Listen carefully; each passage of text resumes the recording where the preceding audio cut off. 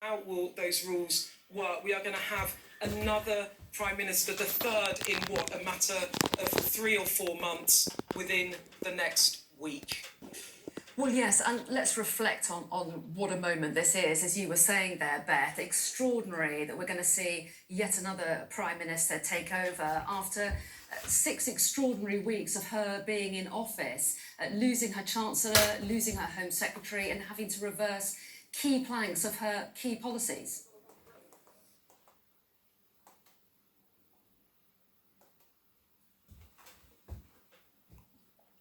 Truss attempt of her regime and where it all ended up, because it didn't have to go this way, actually. As it seems, finally, the Prime Minister Liz Truss is gone. What a tragedy. This country is really falling apart. I think the Tory government is really making a mess of themselves. I will say a disgrace to themselves as a party, and also a disgrace to the nation. I mean, the point is that how does other countries view Britain at this stage, our European and Scandinavian neighbors? And so, yes, Liz Truss gone, Kwasi Kwarteng gone, Suella Breaverman gone. And so I don't know what this means anymore. Then fracking is back on. It's ridiculous and disgraceful. She said went against Treasury orthodoxy. In fact, she was quite critical. I'm just going to grab a bowl of brolly. It's raining a bit now.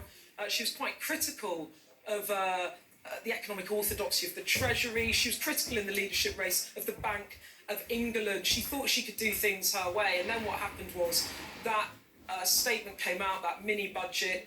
It went further and faster than people expected, with more than expected tax cuts, £45 billion of unfunded tax cuts. The markets gave their verdict very quickly, and it was very bad for Liz Truss. So bad, she had to U-turn on her 45 pence rate policy to scrap the 45 pence rate. She then had to U-turn a few days later on the entire thing, having sacked her Chancellor. And at that point, we were saying, it's a matter of time.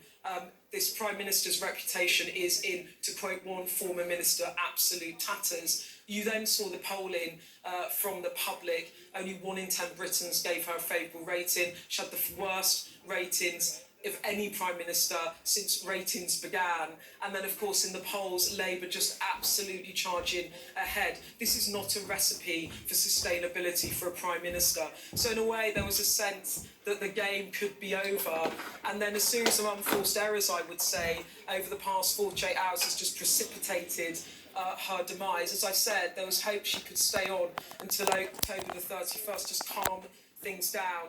It just simply became untenable, and it is nearly beyond belief that, having ousted Boris Johnson in July, the Conservative Party, having picked Liz Truss, has decided she is not up for the job, and now we have to see who will replace her. And there is going to be a lot of horse trading now behind the scenes between the likes of Rishi Sunak, Penny Mordaunt, Jeremy Hunt. Who else? Ben Wallace, Suella Breaverman resigning yesterday, clearly fancies her chances on the right of the party. And what might the party do? Well, as I was reporting this week, there's talks about lifting the nomination threshold above 120 MPs.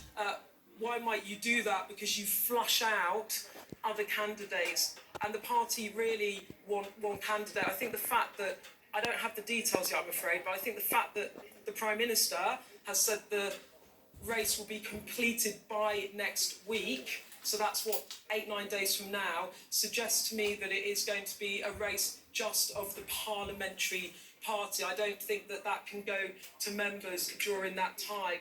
I was told that that could be a problem by someone because that might mean that there was a legal challenge because it should go to members. But obviously Jake Berry, the party chairman, has been in to number 10, and they've clearly discussed all of this. But what an astonishing turn of events. We thought, and we've been talking amongst ourselves, and we've been reporting it on television too, that her time was going to be up.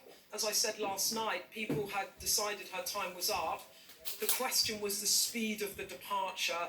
And I think what happened in the Commons last night, the fracking debacle, the chaos, the whips resigning and not resigning, I think many MPs just said, we can't do this for a day longer, and they haven't. She is out. Beth, extraordinary developments. I will come back to you in a moment, but we have just had a statement in from Keir Starmer, of course, the leader of the Labour Party, responding to the Prime Minister's resignation. He has said in the last few minutes, the Conservative Party has shown it no longer has a mandate to govern. He goes on, after 12 years of Tory failure, the British people deserve so much better than this revolving door of chaos.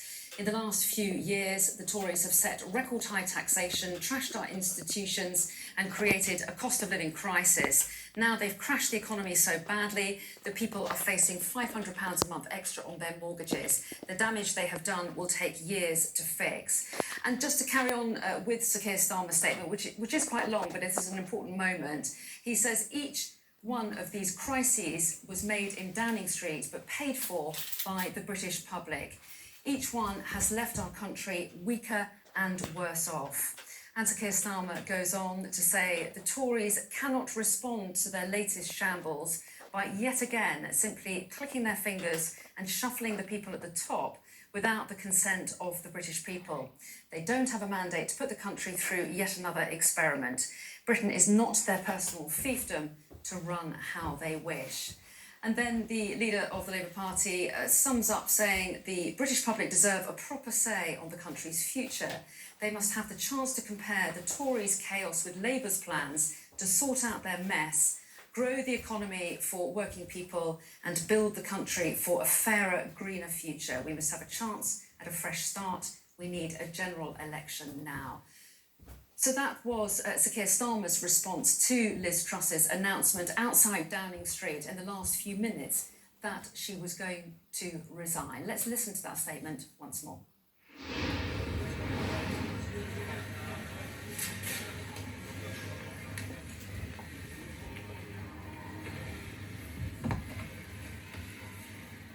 I came into office at a time of great economic and international instability. Families and businesses were worried about how to pay their bills. Putin's illegal war in Ukraine threatens the security of our whole continent, and our country has been held back for too long by low economic growth. I was elected by the Conservative Party with a mandate to change this. We delivered on energy bills and on cutting national insurance. And we set out a vision for a low-tax, high-growth economy that would take advantage of the freedoms of Brexit. I recognise, though, given the situation, I cannot deliver the mandate on which I was elected by the Conservative Party. I have therefore spoken to His Majesty the King to notify him that I am resigning as leader of the Conservative Party. This morning I met the chairman of the 1922 committee, Sir Graham Brady. We've agreed that there will be a leadership election to be completed within the next week. This will ensure that we remain on a path to deliver our fiscal plans and maintain our country's economic stability and national security. I will remain as Prime Minister until a successor has been chosen. Thank you. So that was a statement by Liz Truss. So that is the resignation by the British Prime Minister Liz Truss. I suppose all her ideas and policies have been shredded to pieces. I know there are some powerful figures like Jacob Rees-Mogg, who is the Business and Energy Secretary, basically overturning the British people desire not to have fracking in this country, mainly because of the size of the land that we have and, you know, the dangers that fracking could, in effect, cause this nation, the cost of it. But then you have Suella Breaverman, who is the Home Secretary, resigning yesterday for breach of ministerial code by sending government official documents on a private email. And so, from yesterday, things were not looking too great. So it is no surprise that in the end, the Prime Minister of Britain, Liz Truss, probably after 45 days in office, is having to resign. This is chaos. This is an embarrassment to the Tory party. They have not shown themselves to be matured in any way. Too much infighting. And if this Prime Minister is gone, it will only be fair that a general election is called so that the people of this nation can probably then choose a new leader. She has informed the King, but there is now a few days for the Conservative Party to sort itself out. Keir Starmer pointing out that having a third Prime Minister in this Parliament should mean that we now have a general election. Conservative MPs absolutely desperate to avoid that, and so they will be trying to put personal and political differences aside. Jeremy Hunt presumably won't be taking a great deal of part in that. There's an interesting question, Anna, about quite what this means for Jeremy Hunt in the sort of medium to long term. If he doesn't take part in the contest over the next few days, has he been given some kind of assurance that he might stay on as Chancellor, stay on to do the package of cuts that is on October the 31st, or still expecting on October the 31st? Is he expecting to be Chancellor at that point, and he's been given a reassurance by Graham Brady that whoever takes over would keep him there? Well, that is constitutionally complicated, so we're going to have to wait to see what that role is that he sees himself doing over the next few days. But there's no doubt that the arrival of Jeremy Hunt last week stabilised the markets, and nobody here wants the resignation of Liz Truss to destabilise the markets once more. So I think that there is a lot of uncertainty in what's going on. But I think Jeremy Hunt deciding not to stand is a signal that he certainly wants to move at pace, trying to work out which bits of government department budgets to cut and all the rest of it, while the rest of the Conservative Party presumably goes into a high intensity frenzy. And I think if you step back from the personalities involved, there are big policy questions that will be kicked around at lightning speed in this leadership contest. Liz Truss came in and spent 44 days in power with a very particular ideology that reflected a certain strand of libertarian conservative thinking. Will Tory MPs just now reject that outright? Will they say that has failed? Candidates, potentially like Suella Breaverman, not that far away from a lot of the things that Liz Truss was doing, could they end up with a candidate for Prime Minister that's a bit closer to what the kinds of things that Liz Truss espouses, perhaps at a slightly slower pace? Or do they do a sharp handbrake turn, and having rejected Rishi Sunak just at the start of September, do they then decide that actually, as the polling of Conservative Party members suggests, actually that he is the right answer, given that this is an economic crisis, given that the warnings that he made turned out to be true about Liz Truss's plans, and given that he's been quietly biding his time, not really causing any difficulty in the public eye. He's been having a few quiet conversations with colleagues that supported him on the leadership contest. He has been seen a little bit in Portcullis House in Westminster, a little bit on the party circuit last week, having conversations both with Tory MPs and notably at a Bloomberg party with Rachel Reeves. So he's just been there in the background. I suspect the other big figure in this leadership contest at the moment, as we get out of the starting blocks, is Penny Mordaunt. She, of course, did that barnstorming speech 48 hours ago in the Commons, standing in for Liz Truss, who was asked to justify some of the economic chaos. She sent Penny Mordaunt in her place. Famously, Penny Mordaunt said that Liz Truss wasn't under a desk, but Liz Truss turned up much later on in that statement as Penny Mordaunt was defending her. But I think quite a lot of MPs are attracted to Penny Mordaunt's bombast. to her ability in the chamber, to her wit, and to the way that she can dispatch political opponents with a sort of vigour and firmness that perhaps isn't seen. It's not necessarily one of the strengths of maybe Rishi Sunak or even Liz Truss. So I can see that Penny Mordaunt can hold some attraction for MPs. But the question during the leadership contest so often was, yes, but what does she think about economics? And does that mean that she's the right person to hold the room at this point in time, given this particular set of challenges? There could be wild cards. We could have others. And we are just going to have to wait and see. I'm now joined by a Conservative MP. It's Andrew Bridgen, writer of letters to get rid of Tory Prime Ministers. Was it the right decision? What should happen next? Yes, it was the right decision. Clearly, Liz Truss had lost the confidence, not only of the Parliamentary Party, but the public at large. I think when you get to minus 70 on personal approvals, you're basically giving Vladimir Putin a push to run for his money, aren't you? There was no way back, so she's done the honourable thing, the right thing to do. A very quick leadership election.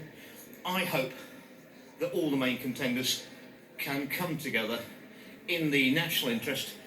Some egos will have to be put to one side. I want to see a government of Conservative, all the talents we've got on the backbenches, which are considerable, all wings of the party.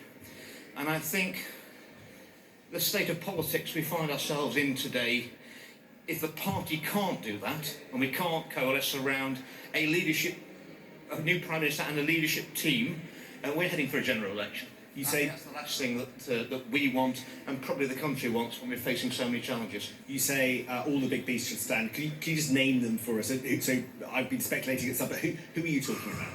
Well, all the people who stood in the summer, I think they've got to have a place at the table. I think it's probably between Rishi and Penny who's the most acceptable.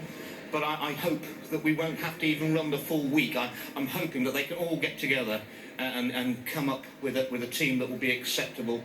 As I say, some egos will have to be sacrificed in the national interest and in the interest of the Conservative Party. So if it does boil down to a big, difficult choice between Rishi Sunak and Penny Mordaunt, what is that choice? Is it a choice between economic competence but not necessarily flair at the dispatch box, and on behalf of Rishi Sunak, an ability to absolutely command the House of Commons chamber, dispatch opponents, but a slightly uncertain economic stance from Penny Mordaunt? Is that a fair way of describing the choice if it does boil down?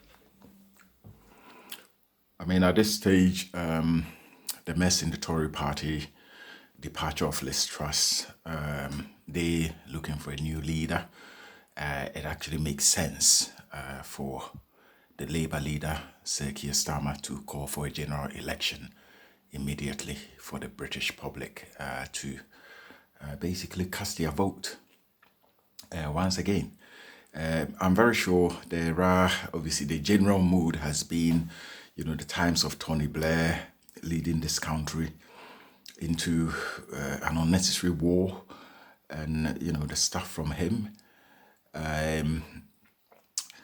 I think also with Jeremy Corbyn getting a lot of negative press, Labour has not been that popular. But if this is the level of mess that the Conservative government can give to this country, and, this biggest U-turn on fracking, and also the departure of Suella Breaverman, who is basically the former Home Secretary, is basically called this thing to a head.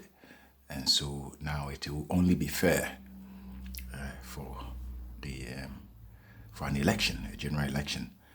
It is possible that the red wall in the north this time round may not be giving their support to the Tory party. So, and it seems to me that the Tory MPs are willing to take this risk. So we shall see what happens in the next few months. Everything that we've seen, I mean, isn't it hard to? I mean, it's a bit hard to take that. Sam, that's 4 letters in nearly 13 years. I mean, there was 4 letters in about 5 years. Yeah, over the last, and at the end of the day, when I announced I was putting my letter in, the Prime Minister's always went. I certainly wasn't the only person in the parliamentary party who was of that view, and I think they were the right decisions at the right time. And that's what I'm telling you now. We need to coalesce around a new Prime Minister, but also a team, and they've got to represent all wings of the party. This isn't just about personality and Prime Minister, it's about policy too. Just very briefly, Jeremy Hunt has to decide the most difficult cuts in a generation on behalf of the Conservative Party without knowing who the Prime Minister is, who at the very last minute is going to have to sign off on them. That's politically unsustainable, isn't it? I'm sure that we're all going to have input onto what Jeremy Hunt's going to have to do in his budget. The answer is also to get rid of HS2 and cut your losses now, which is a huge amount of money. But that's another one of my little hobby horses. Right now, it sounds like Jeremy Hunt, though, is the most powerful person in government. He arrived at a time of crisis. He's done a competent job. He's reassured the markets. He's secured his place at the table. He's already announced he wouldn't stand in the leadership. He's got his work to do. I hope other potential cabinet members will take such a responsible attitude to the roles they're going to have to do for the party and the country over the next week or two. Final question. Do you lean currently towards any of the big beasts? Are you a bit more of a Rishi Sunak fan now? Are you a bit more of a Penny Mordauntite? Or are you even Stevens? Are you up for grabs? I'm comfortable with either of them. I think they're both very competent politicians, but I think it will be one of those two. And will it be a vote that determines that amongst MPs? If they were to come to me tomorrow and say, we've decided between ourselves, we don't need a vote, this is what we've got, I would accept that either way. Or if we have to have one round of voting to see who's in front. What I don't really want is that someone's got 49% and someone's got 51%, and the divisions continue, because we can't have that continue. We must move forward now as a team. We've got 2 years to the next general election, and if we move forward competently, what's happened over the last few weeks will be seen as an aberration rather than the norm. It can't be the norm. Thank you very much indeed, Andrew Bridgen.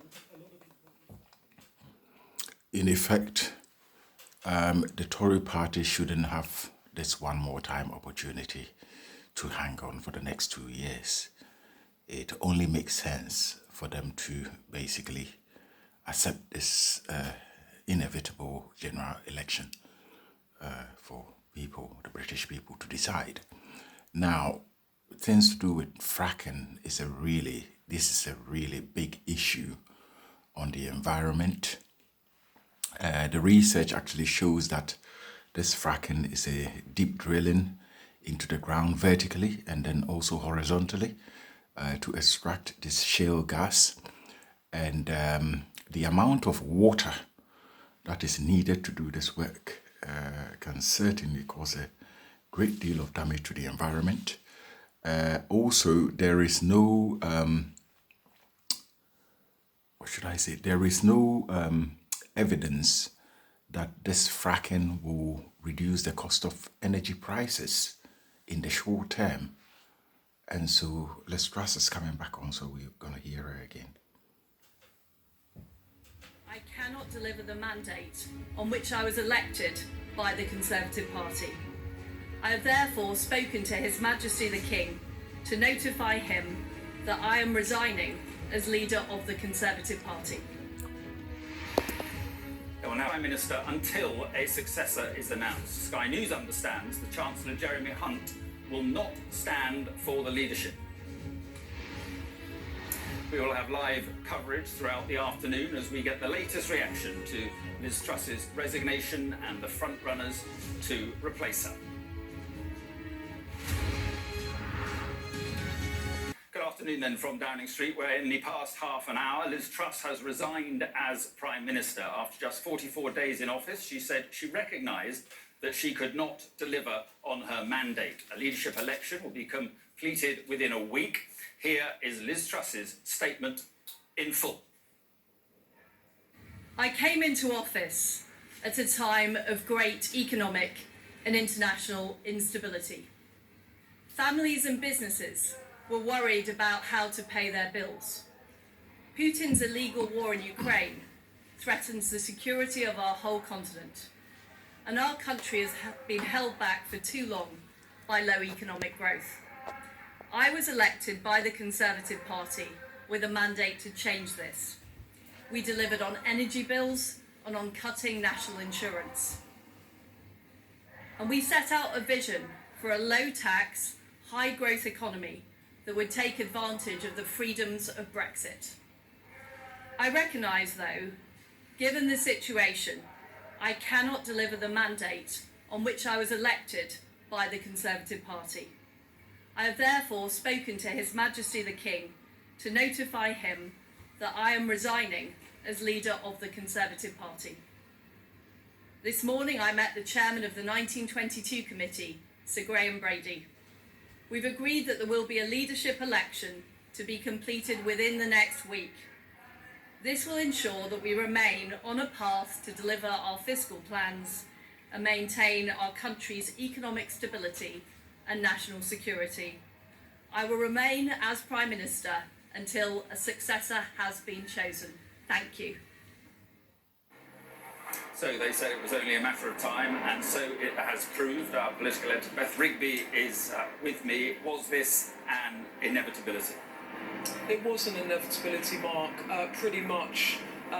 It became more inevitable, if you like, as it went along. I think what has surprised people was the speed of the departure. So from the reversal on the 45 pence tax to then the junking of the mini budget, the departure of the Home Secretary, the U-turn yesterday on pensions, it felt like Liz Truss was not running the government, that the benches were running her. And if you're a Prime Minister without a policy platform and without the authority within your parliamentary party, there's only a certain amount of time that you can hang in there.